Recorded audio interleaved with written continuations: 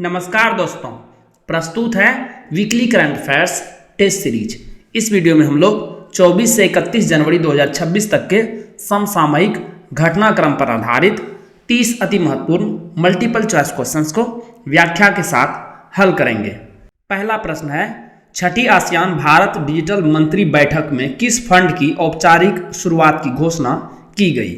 The right answer is option number D, fund for digital future. बैठक 16 जनवरी को आभासी रूप से आयोजित की गई, जिसकी सह अध्यक्षता भारत और वियतनाम ने की। इस बैठक का विषय था अनुकूलनशील आसियान, कनेक्टिविटी से संबद्ध बुद्धिमत्ता तक रखा गया था, जिसमें 11 आसियान देशों के मंत्रियों ने भाग लिया। इसमें डिजिटल परिवर्तन, साइबर सुरक्षा, एआई और फिनटेक जैसे क्षेत्रों में सहयोग को मजबूत करने पर केंद्रीय संयुक्त वक्तव्य को मान्यता दी गई। ASEAN Bharat fund for digital future की औपचारिक शुरुआत की घोषणा की गई। 2026 में पद्म विभूषण की कुल संख्या कितनी है? The right answer is option number B, 5। 77वें गणतंत्र दिवस के अवसर पर राष्ट्रपति द्रौपदी मुर्मू ने कुल 131 पद्म पुरस्कारों को मंजूरी दी है, जिसमें देश के दूसरे सर्वोच्च नागरिक सम्मान पद्म विभूषण के लिए 5 विभूतियों को चुना गया है। इस सूची में बॉलीवुड दिग्गज धर्मेंद्र सिंह देओल और केरल के पूर्व मुख्यमंत्री वीएस अच्युतानंदन को मरणोपरांत यह सम्मान दिया गया है। अन्य प्राप्तकर्ताओं में न्यायिक क्षेत्र से केटी थॉमस केरल से, शास्त्रीय संगीत की विख्यात वीणा वादक एन राजम यूपी से और शिक्षाविद पी नारायणन केरल से शामिल हैं। 2026 में पद्म भूषण पुरस्कारों की कुल संख्या कितनी है? The right answer is option number D, 13। इस सूची में अलका याग्निक, सुप्रसिद्ध गायिका मयूटी, विजय अमृतराज खेल से, उदय कोटक व्यापार एवं उद्योग से, डॉक्टर नोरी दत्तात्रेयू चिकित्सा से, शिबू सोरेन मरणोपरांत झारखंड से के नाम शामिल हैं। साल 2026 में कितने व्यक्तियों को पद्मश्री पुरस्कार से नवाजा गया है? The right answer is option number C, 113। पद्मश्री पुरस्कार भारत के नागरिक सम्मानों में चौथा सर्वोच्च सम्मान है। तीसरे नंबर पर है पद्म भूषण, दूसरे नंबर पर पद्म विभूषण और नंबर 1 पर है भारत रत्न। प्रमुख पद्मश्री प्राप्तकर्ताओं में रोहित शर्मा क्रिकेट खिलाड़ी, हरमनप्रीत कौर पंजाब से ये भी क्रिकेट खिलाड़ी, आर माधवन एक्टर, हरिचरण शौकिया इत्यादि शामिल हैं। 2026 में महिलाओं और मरणोपरांत पद्म पुरस्कारों की संख्या क्रमशः कितनी है?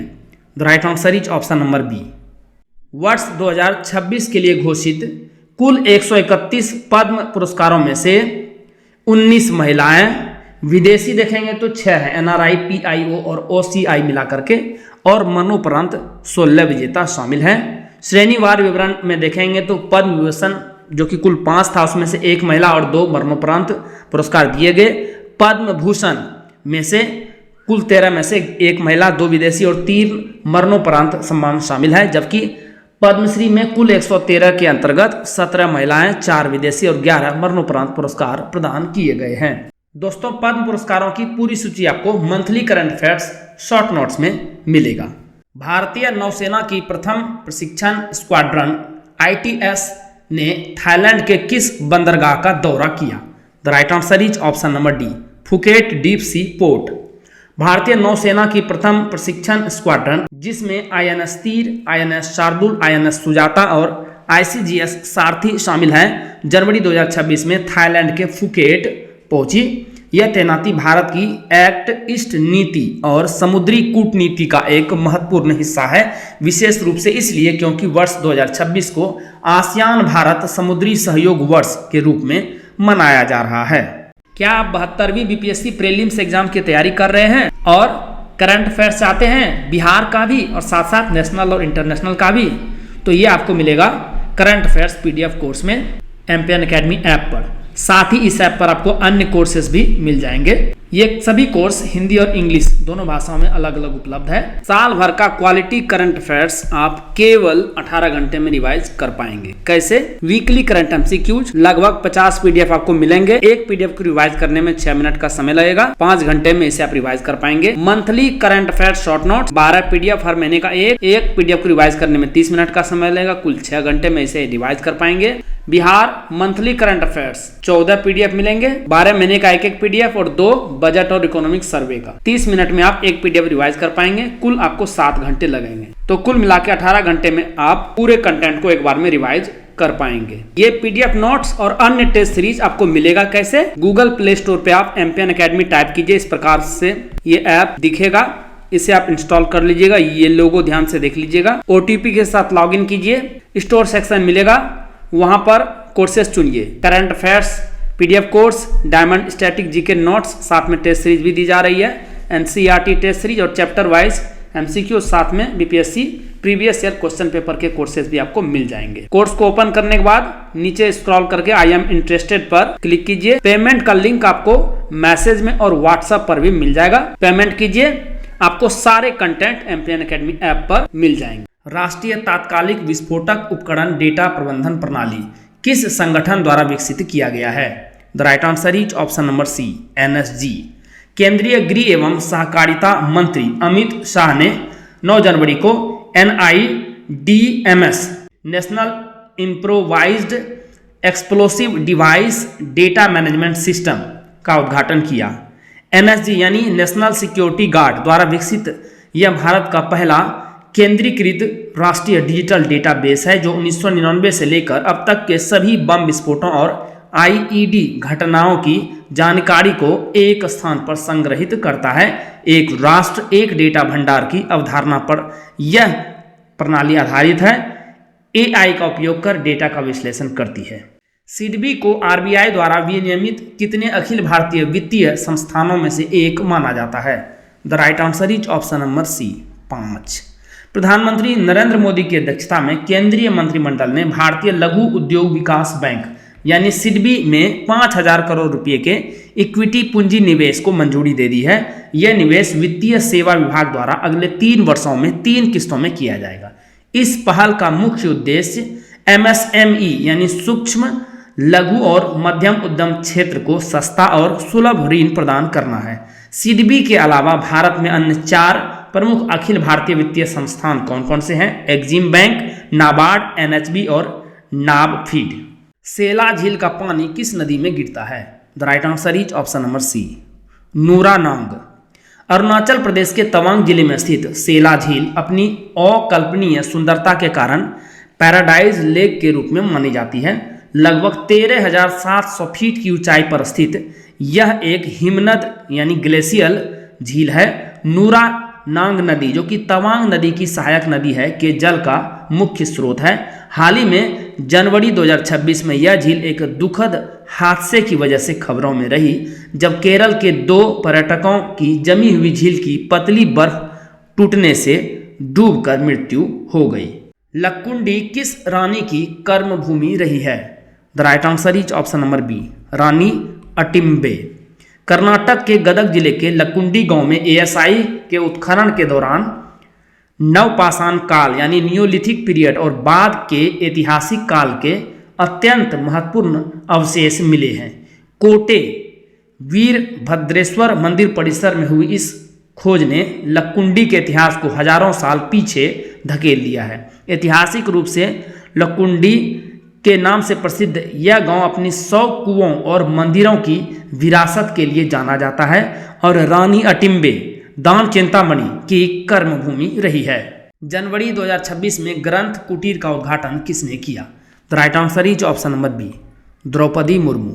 राष्ट्रपति द्रौपदी मुर्मू ने 23 जनवरी को राष्ट्रपति भवन में ग्रंथ कुटीर का उद्घाटन किया। इसमें 11 भारतीय शास्त्रीय भाषाओं की लगभग 50 पांडुलिपियां और 2300 पुस्तकें संग्रहित की गई है। इस संग्रह में संविधान, दर्शन और विज्ञान जैसे विविध विषयों को शामिल किया गया है।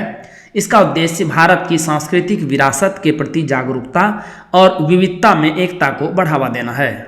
रिपोर्ट एआई एज फॉर विकसित भारत के अनुसार 2035 तक एआई भारत की अर्थव्यवस्था में कितने बिलियन डॉलर का योगदान दे सकती है? The right answer is option number C, 550 billion US dollar. विश्व आर्थिक मंच की 2026 की बैठक में पीडब्ल्यूसी इंडिया ने अपनी रिपोर्ट एआई एज फॉर विकसित भारत जारी की। इसके अनुसार एआई 2035 तक भारत के 5 प्रमुख क्षेत्रों में 550 बिलियन यूएस डॉलर का योगदान दे सकती है। रिपोर्ट में कृषि, शिक्षा, ऊर्जा, स्वास्थ्य और विनिर्माण को प्राथमिकता वाले क्षेत्र बताया गया है। इसके साथ ही लॉन्च किया गया AI edge framework operational excellence और सस्टेनेबिलिटी जैसे 5 ठोस परिणामों पर केंद्रित है। एम्पियन एकेडमी का टेलीग्राम पेज अवश्य ज्वाइन करें। सर्च कीजिए एम्पियन एकेडमी, इस प्रकार से लोगो दिखेगा, ज्वाइन कर लीजिए। क्या क्या मिलेगा आपको वहां पर? बीपीएससी परीक्षा से संबंधित अपडेटेड न्यूज आपको मिलेगी। बीपीएससी प्रीलिम्स एग्जाम का स्पेशल डेली क्विज आयोजित किया जाता है सुबह और शाम, वो आपको मिलेगा। टेस्ट सीरीज जो ऐप पोर्टल पर है उसका शेड्यूल मिलेगा और एम्पियन एकेडमी ऐप कोर्सेस और यूट्यूब वीडियो के अपडेट्स भी आपको यहाँ पर मिल जाएंगे। तो इस पेज को अवश्य ही ज्वाइन कीजिए। 2026 में गुल फूड में भारत को पहली बार किस स्थिति में भागीदारी मिली? The right answer is option number A, partner देश। गुल फूड 2026 दुनिया का सबसे बड़ा खाद्य व्यापार मेला है जो दुबई में 26 से 30 जनवरी तक आयोजित हुआ। इस वर्ष एपेडा के नेतृत्व में भारत को पहली बार ऑफिशियल पार्टनर कंट्री के रूप में चुना गया है। भारत ने अपनी अब तक की सबसे बड़ी भागीदारी दर्ज करते हुए 600 से अधिक कंपनियों को प्रदर्शित किया।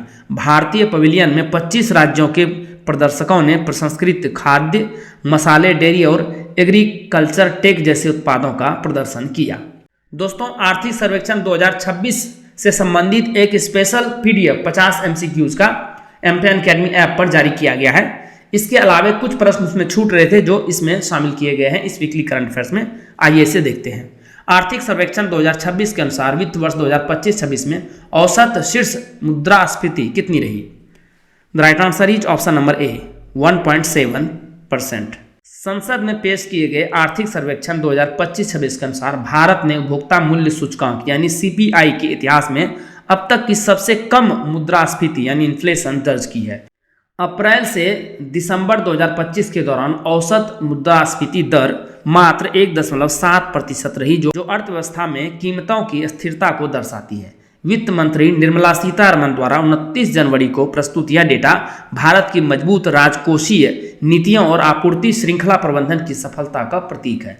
हालांकि फाइनेंशियल ईयर 26-27 में थोड़ा सा हायर रहेगा, लेकिन इट्स नॉट ए कंसर्न। जब तक कि मुद्रास्फीति दर 4 ± 2 यानी 2 से लेकर 6 के बीच में रहती है तो सही माना जाता है, हेल्दी माना जाता है इकोनॉमी के लिए। आर्थिक सर्वेक्षण 2026 के अनुसार फाइनेंशियल ईयर 2024-25 में केंद्र सरकार का राजकोषीय घाटा जीडीपी का कितना प्रतिशत रहा? The right answer is option number B, 4.8%। भारत सरकार ने वित्तीय अनुशासन की दिशा में एक बड़ी उपलब्धि हासिल करते हुए वित्त वर्ष 2024-25 के लिए 4.8% का संशोधित राजकोषीय घाटा लक्ष्य प्राप्त किया। यह राशि 15,77,000 करोड़ रुपए के बराबर है। आगामी वित्त वर्ष 2025-26 के लिए सरकार ने राजकोषीय समेकन यानी फिस्कल कंसोलिडेशन के पथ पर चलते हुए इस लक्ष्य को और घटाकर 4.4% करने का महत्वाकांक्षी लक्ष्य रखा है। देखिए 2022-23 में यह था 6.4, 2023-24 में 5.6, 2024-25 में 4.8 हो गया और 2025-26 के लिए रखा गया है 4.4%। आर्थिक सर्वेक्षण 2026 के अनुसार फाइनेंशियल ईयर 2025-26 में gross fixed capital formation GDP में हिस्सा कितना स्थिर रहा? The right answer is option number C, 30%। भारत में कॉरपोरेट निवेश यानी कॉरपोरेट इन्वेस्टमेंट की घोषणाएं रिकॉर्ड स्तर पर पहुंच गई है जो एक मजबूत निवेश चक्र यानी इन्वेस्टमेंट साइकिल के पुनरुद्धार का संकेत देती है। सकल स्थिर पूंजी निर्माण यानी gross fixed capital formation GFCF जो निवेश मापने का एक प्रमुख पैमाना है जीडीपी के लगभग 30% के स्तर पर रहा। यह वित्त वर्ष 2025-26 की पहली छमाही में 7.6% की वृद्धि दर्ज करने के बाद हुआ है, जिसका मुख्य कारण सरकारी पूंजीगत व्यय यानी पब्लिक कैपेक्स में निरंतरता और निजी निवेश में आई नई जान है। आर्थिक सर्वेक्षण 2026 के अनुसार private final consumption expenditure financial year 2025-26 में कितना प्रतिशत बढ़ा और जीडीपी में इसका हिस्सा कितना रहा? The right answer is option number D, 7% बढ़ा है और जीडीपी में इसका हिस्सा रहा है 61.5%।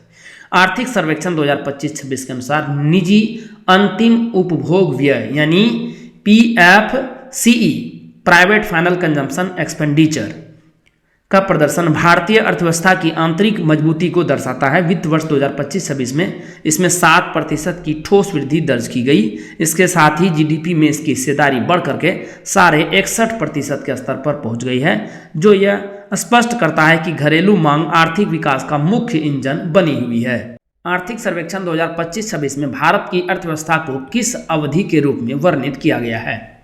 The right answer is option number D, Goldilocks moment. आर्थिक सर्वेक्षण 2025-26 के अनुसार भारतीय अर्थव्यवस्था वर्तमान में एक गोल्डीलॉक्स मोमेंट से गुजर रही है। यह एक ऐसी आदर्श स्थिति है जहां आर्थिक विकास की गति तेज है और महंगाई का स्तर, इन्फ्लेशन का स्तर ऐतिहासिक रूप से कम है, 2% से भी नीचे। सरल शब्दों में यह अर्थव्यवस्था के लिए एक संतुलन की स्थिति है जहां न तो बाजार बहुत अधिक गर्म यानी उच्च महंगाई है और न ही बहुत ठंडा यानी मंदी है। आर्थिक सर्वेक्षण 2026 के अनुसार फाइनेंशियल ईयर 2025-26 में बैंक क्रेडिट ग्रोथ दिसंबर 2025 तक कितनी रही? The right answer is option number D, 14.5%। आर्थिक सर्वेक्षण 2025-26 के आंकड़े के अनुसार अनुसूचित वाणिज्यिक बैंकों यानी शेड्यूल्ड कमर्शियल बैंक द्वारा दिए गए ऋण यानी क्रेडिट में महत्वपूर्ण वृद्धि दर्ज की गई है। दिसंबर 2025 तक बैंक क्रेडिट में 14.5% की वृद्धि हुई है ईयर ऑन ईयर, जो दिसंबर 2024 के 11.2% की तुलना में काफ़ी अधिक है। दिसंबर 2025 का यह स्तर वित्त वर्ष 2026 में बैंक क्रेडिट और नन फूड क्रेडिट दोनों के लिए उच्चतम वार्षिक वृद्धि दर का प्रतीक है। आर्थिक सर्वेक्षण 2026 के अनुसार सितंबर 2025 में अनुसूचित वाणिज्यिक बैंकों शेड्यूल्ड कमर्शियल बैंक्स का ग्रॉस एनपीए अनुपात कितना है? The right answer is option number B, 2.2%। Scheduled commercial bank का सकल गैर निष्पादित परिसंपत्ति यानी ग्रॉस एनपीए अनुपात सितंबर 2025 में घटकर 2.2% के बहुदशकीय निचले स्तर पर आ गया है यह। वहीं शुद्ध एनपीए नेट एनपीए 0.5% के रिकॉर्ड निचले स्तर पर पहुंच गया है। यह डेटा बैंकों की ऋण वसूली में सुधार और अधिक पारदर्शी बैलेंस शीट को दर्शाता है। पब्लिक सेक्टर बैंक्स की देखेंगे तो यह है 2.58%। ये मार्च 2025 का डेटा है। सुप्रीम कोर्ट ने यूजीसी विनियम 2026 पर रोक लगाते हुए किस पुराने विनियम को लागू रखने का निर्देश दिया? The right answer is option number ए, 2012 के विनियम। उच्च न्यायालय ने 29 जनवरी को विश्वविद्यालय अनुदान आयोग उच्चतर शिक्षण संस्थानों में समता को बढ़ावा देना विनियम 2026 के कार्यान्वयन पर रोक लगा दी। मुख्य न्यायाधीश सूर्यकांत और न्यायमूर्ति जॉयमलय बागची की पीठ ने यह पाया कि ये प्रथम दृष्टया अस्पष्ट प्रतीत होते हैं और इनका दुरुपयोग हो सकता है, जिससे शैक्षणिक परिसरों के भीतर विभाजन पैदा हो सकता है। अनुच्छेद 142 के तहत अपनी शक्तियों का प्रयोग करते हुए न्यायालय ने निर्देश दिया कि अगले आदेश तक पुराने 2012 के रेगुलेशंस ही जारी रहेंगे, लागू रहेंगे। यूजीसी के 2026 विनियमों का मुख्य उद्देश्य क्या था? The right answer is option number D, जाति आधारित भेदभाव समाप्त करना, एलिमिनेटिंग कास्ट बेस्ड डिस्क्रिमिनेशन। ये विनियम यानी यूजीसी रेगुलेशंस 2026 अबेदा सलीम तदवी बनाम भारत संघ 2019 मामले की पृष्ठभूमि में बने थे, जिसका मुख्य उद्देश्य एससी, एसटी और ओबीसी छात्रों के खिलाफ जाति आधारित भेदभाव को रोकना था। याचिकाकर्ताओं ने धारा 3(1)(c) को चुनौती दी क्योंकि यह भेदभाव की परिभाषा को केवल आरक्षित वर्गों तक सीमित करती है, जिससे सामान्य वर्ग के छात्र असुरक्षित रह जाते हैं। आईसीसी ने 2026 टी20 विश्व कप में बांग्लादेश की जगह किस टीम को शामिल किया है? The right answer is option number B, Scotland. ICC ने घोषणा की कि 2026 टी20 विश्व कप में बांग्लादेश के स्थान पर स्कॉटलैंड को शामिल किया गया है। यह निर्णय बांग्लादेश क्रिकेट बोर्ड द्वारा सुरक्षा चिंताओं का हवाला देकर भारत में खेलने से इनकार करने और मैचों को श्रीलंका स्थानांतरित करने की मांग खारिज होने के बाद लिया गया।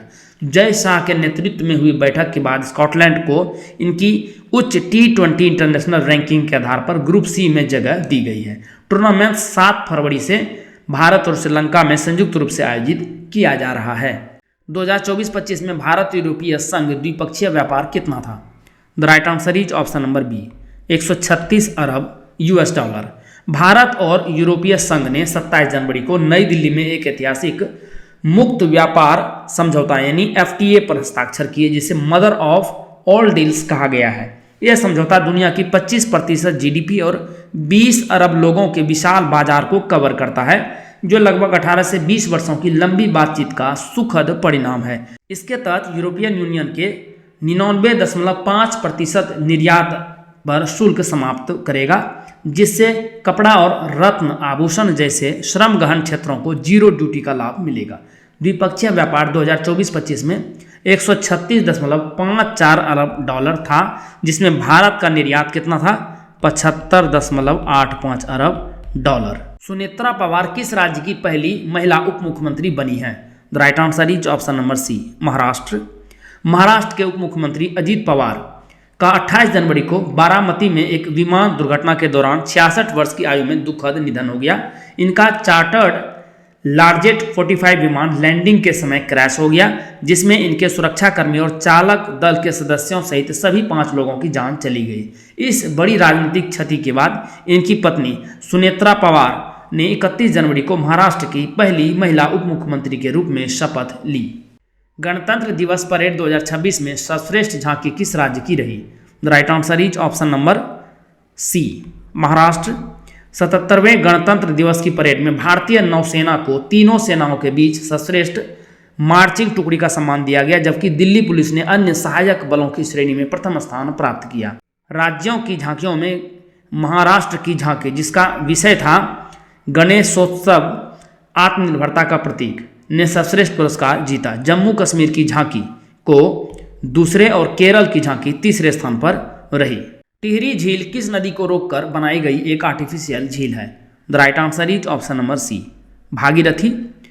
न्यूज में क्यों है? उत्तराखंड के टिहरी झील में 29 जनवरी को एक्रो फेस्टिवल के दौरान एक बड़ा हादसा टल गया, जब पैराग्लाइडर मोनू ठाकुर और गौरव ठाकुर हवा में नियंत्रण खोकर झील में गिर गए। यह आर्टिफिशियल झील टिहरी बांध के निर्माण के कारण भागीरथी नदी पर बनी है और समुद्र तल से 1700 मीटर की ऊंचाई पर स्थित है। लगभग 262 मीटर की गहराई और 42 किलोमीटर की लंबाई के साथ यह एशिया की सबसे ऊंची और गहरी मानव निर्मित झीलों में से एक है। बचाव दल की मुस्तैदियों के कारण यहाँ देखिए दोनों पायलटों को सुरक्षित निकाल लिया गया, जिससे एक बड़ी हादसा टल गई। पेचोरा सिस्टम का अपग्रेड किस कंपनी ने पूरा किया है? The right answer is option number D, alpha design technologies limited ADTL। Bengaluru स्थित ADTL ने भारतीय वायुसेना के सोवियत मूल के पेचोरा मिसाइल सिस्टम का पूर्ण डिजिटलीकरण और आधुनिकीकरण सफलतापूर्वक पूरा कर लिया है। 591 करोड़ रुपए के इस अनुबंध के तहत किया गया सुधार आत्मनिर्भर भारत और स्वदेशी रक्षा आधुनिकीकरण की दिशा में एक बड़ी उपलब्धि है। यह सिस्टम 1970 के दशक से वायु रक्षा में सक्रिय है और अब डिजिटल होने के बाद विमानों, क्रूज मिसाइलों और ड्रोनों जैसे खतरों को अधिक सटीकता से रोकने में सक्षम होगा। डूम्सडे क्लॉक को 2026 में आधी रात से कितने सेकंड पहले सेट किया गया है? The right answer is option number C, 85 second. Doomsday clock मानव निर्मित वैश्विक तबाही की प्रतीकात्मक घड़ी है, जिसे bulletin of the atomic scientist द्वारा 1947 में स्थापित किया गया था। 27 जनवरी को इसे आधी रात को 85 सेकंड से पहले सेट किया गया, जो इसके 79 साल के इतिहास में कयामत के सबसे करीब का समय है। इस संस्थान की स्थापना 1945 में मैनहट्टन प्रोजेक्ट पर काम करने वाले वैज्ञानिकों द्वारा परमाणु खतरों के प्रति चेतावनी देने के लिए एक गैर लाभकारी संगठन के रूप में की गई थी। वर्तमान में यह समय परमाणु अस्थिरता, जलवायु परिवर्तन और अनियंत्रित AI जैसी विघटनकारी तकनीकों से उत्पन्न होने वाले गंभीर अस्तित्वगत खतरों को दर्शाता है। दोस्तों, जैसा कि बताया गया है, इस वीडियो लेक्चर का PDF आपको हिंदी और इंग्लिश दोनों भाषाओं में अलग अलग फुल डिस्क्रिप्शन के साथ MPN Academy ऐप पर प्राप्त होगा। दोस्तों, आप इन PDF के सारे इस वीडियो लेक्चर को लगभग 5 मिनट में अच्छे से रिवाइज कर पाएंगे। जिससे आपका बहुत सारा समय बचेगा, जिसे आप स्टैटिक पोर्शन पर खर्च कर सकते हैं और अपने टाइम को बेटर मैनेज कर सकते हैं। एमपीएन अकेडमी ऐप का लिंक आपको इस वीडियो के डिस्क्रिप्शन बॉक्स और पिन कमेंट सेक्शन में मिल जाएगा। चलिए अंतिम प्रश्न को हल करते हैं। शेट्टीहल्ली अभयारण्य में स्थित प्रमुख डैम कौन सा है? The right answer is option number D, Tunga anicut dam. News में क्यों है? कर्नाटक के वन मंत्री ईश्वर खंड्रे ने शेट्टीहल्ली वन्यजीव अभयारण्य की सीमाओं को कम करने के प्रस्ताव के बीच 28 जनवरी को शिवमोगा का दौरा किया। यह अभयारण्य तुंगानिकट डैम और उदबिलाव के साथ साथ कई दुर्लभ जल पक्षियों का महत्वपूर्ण निवास स्थल है। इसी अभयारण्य के भीतर मंडागड्डे पक्षी अभयारण्य भी स्थित है, जो तुंगा नदी के द्वीप पर पक्षियों के प्रजनन के लिए प्रसिद्ध है। सीमाओं के पुनर्निर्धारण यानी रैशनलाइजेशन का उद्देश्य स्थानीय निवासियों की समस्याओं और वन्यजीव संरक्षण के बीच संतुलन बनाना है। दोस्तों, इसी के साथ साप्ताहिक करंट अफेयर्स टेस्ट सीरीज के इस संस्करण को समाप्त करने की आपसे इजाजत चाहूंगा। वीडियो देखने के लिए बहुत बहुत धन्यवाद। Thank you very much. जल्दी मिलते हैं अगले वीडियो में। All the best for your exam preparation.